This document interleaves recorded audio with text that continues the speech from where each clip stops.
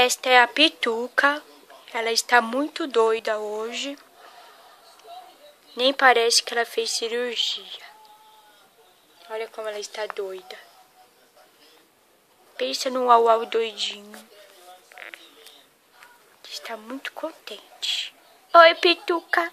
Dá oi pro pessoal. Dá oi. Ela está doida com o ossinho dela. Parece que esse cachorro está de repouso pós-cirúrgico. Não parece, né? Pituca, você tá doida? Uau, uau, uau, uau, uau. Uau, uau, uau.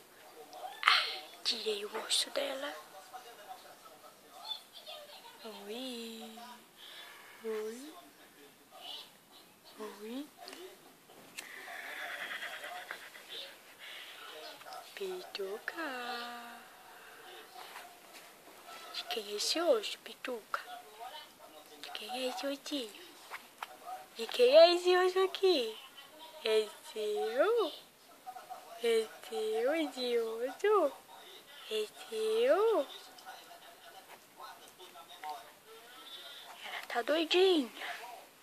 Ela está muito doidinha hoje. Uau, uau, uau, uau. Ai! Uau, uau, uau, uau. Ela está doidinha.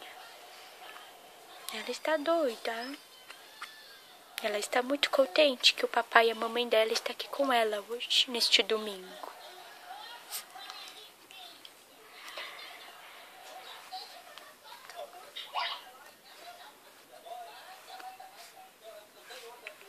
Ei, Pituca, você tá fumando o quê, filha? Hein? Agora ela quer arrancar a roupa. Ih, não é pra arrancar a roupinha, filha. Tem que ficar 10 dias com a roupinha. Ela tá doida. Parece que ela fumou maconha.